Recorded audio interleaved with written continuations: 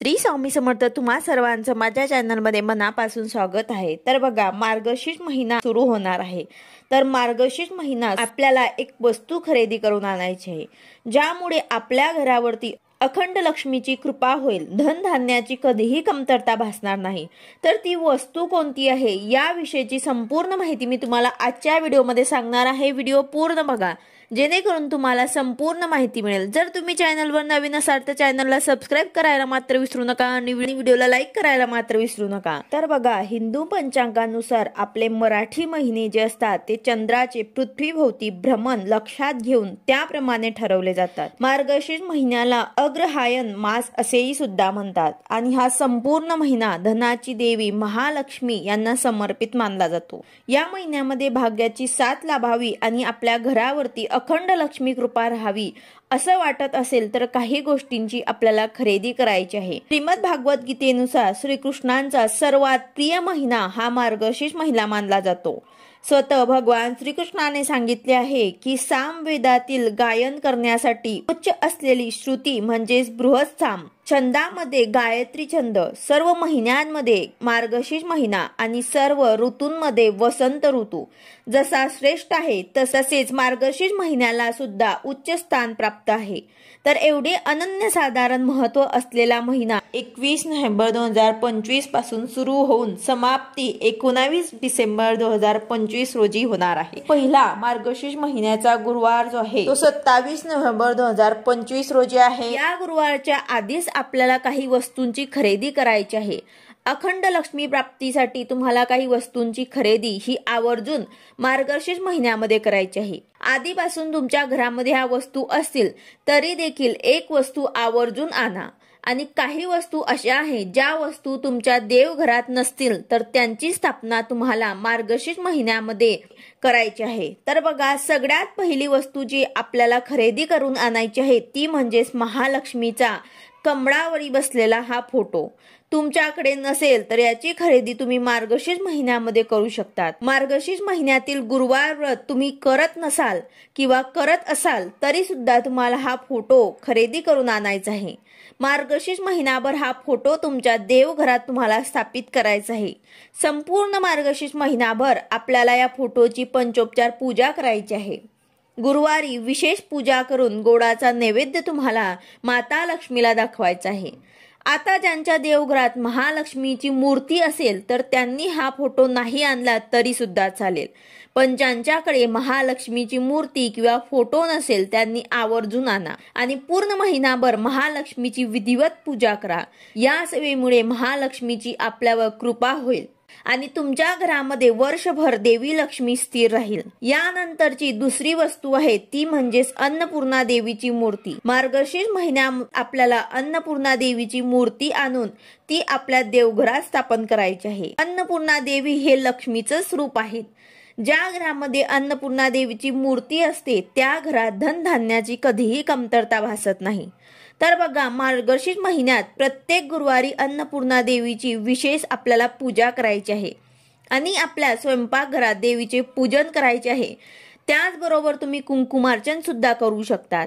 तर या सेवेमुळे माता अन्नपूर्णाची कृपादृष्टी आपल्याला लाभते। जर तुमच्या देवघरात अन्नपूर्णा मातेची स्थापना केली नसेल तर मार्गशीर्ष महिन्यातील गुरुवारच्या अगोदर तुम्हाला हे स्थापित करायचे आहे। तर बघा, मार्गशीर्ष महिन्यात प्रत्येक गुरुवारी आपण महालक्ष्मीचं विधिवत पूजन करत असतो। देवीला प्रिय असणाऱ्या सर्व वस्तू आपण अर्पण करून हे पूजन केलं जातं। आता तुम्ही हे व्रत करत असाल किंवा नसाल, पण महालक्ष्मीच्या फोटोला तुम्हाला कमळाचे फुलं आवर्जून अर्पण करायचे आहे। 108 कमळाचे फुलं अर्पण करणे शक्य झालं तर देवी लक्ष्मीची विशेष कृपा प्राप्त होते, पण आपल्याला एक कमळाचं फूल मिळणं सुद्धा अवघड आहे तर 108 फुलं मिळणं खूपच अवघड आहे।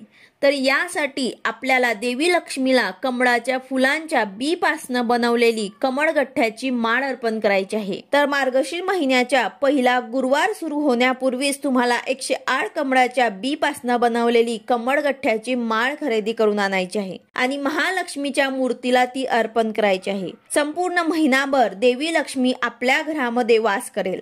आणि महालक्ष्मीला प्रिय असणारी कमळगठ्ठ्याच्या माळेची स्थापना आपण आपल्या देवघरात केली तर देवी लक्ष्मीची विशेष कृपा आपल्या घरावरती राहील।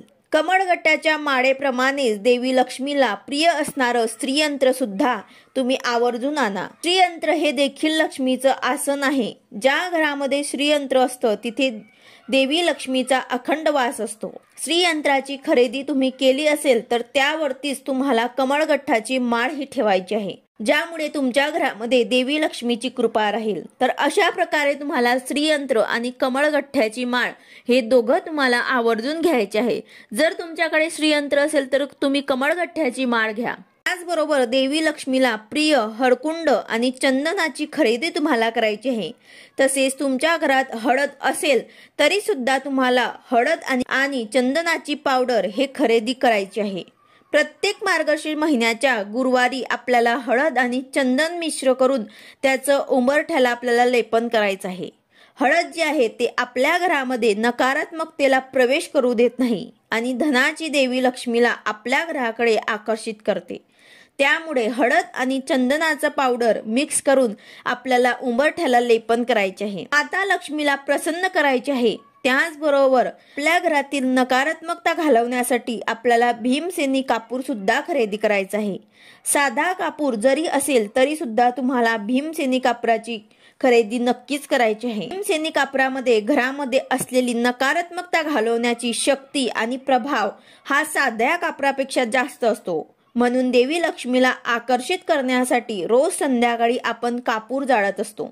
त्यामुळे आपल्या घरामध्ये देवी लक्ष्मी स्थिर राहावी त्यासाठी मार्गशीर्ष महिन्याच्या भीमसेनी कापूर आवर्जून आणा। त्याचबरोबर देवी लक्ष्मीला स्वच्छता सुगंधी वातावरण अतिशय प्रिय आहे। ज्या घरात स्वच्छता सुगंधी वातावरण असते तिथेच माता लक्ष्मी वास करते। त्यामुळे देवी लक्ष्मीला प्रिय असणाऱ्या काही वस्तूंची तुम्हाला खरेदी करायची आहे। ते म्हणजेच महालक्ष्मीला प्रिय असणारं अत्तर, ज्यामध्ये केवडा, गुलाब, मोगरा यांची तुम्हाला खरेदी करायची आहे। त्याचबरोबर सुगंधित अगरबत्त्यामध्ये तुम्हाला देवी लक्ष्मीला प्रिय असणाऱ्या सुगंधित अगरबत्त्या, धूप यांची सुद्धा खरेदी करायची आहे।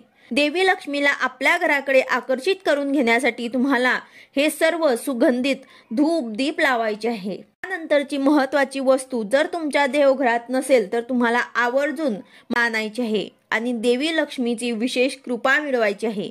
ती वस्तू म्हणजे शंख। शंख हे दोन प्रकारचे असतात। शंखांची उत्पत्ती हे समुद्र मंथनातून झालेली आहे। त्यामुळे शंखाची स्थापना सुद्धा तुम्हाला करायची आहे। आणि सगळ्यात शेवटी सगळ्यात महत्त्वाची गोष्ट, जे तुमच्या देवघरात नसेल तर त्याची स्थापना तुम्ही मार्गशीर्ष महिन्यामध्ये देवघरात करू शकतात। ते म्हणजे कुबेर यंत्र। कुबेर यंत्राची स्थापना मार्गशीर्ष महिन्यामध्ये केल्यामुळे धनाचा वर्षाव होईल, देवी लक्ष्मीची विशेष कृपा प्राप्त होईल। तर या सर्व वस्तूंपैकी जी वस्तू तुमच्याकडे नसेल, एखादी वस्तू तरी तुमच्याकडे नसेल तर ती आवर्जून तुम्हाला मार्गशीर्ष महिन्यात करून आणायची आहे आणि त्याची आपल्या देवघरामध्ये स्थापना करायची आहे। तर अशा प्रकारे तुम्हाला या वस्तूंमधनं एकही वस्तू जरी तुम्ही आणली सुद्धा चालेल। ज्या वस्तू तुमच्याकडे आधीपासून असतील ते वस्तू सोडून तुम्हाला दुसऱ्या वस्तू आणायच्या आहे। माता लक्ष्मीची कृपा दृष्टी आपल्या घरावरती राहावी यासाठी आपल्याला हे काही वस्तू ज्या आहेत ते आपल्याला आवर्जून आणायचे आहे। व्हिडिओ आवडला असेल तर लाईक करा, शेअर करा, सबस्क्राईब करा। भेटूया अशाच नवीन व्हिडिओ सोबत। श्री स्वामी समर्थ।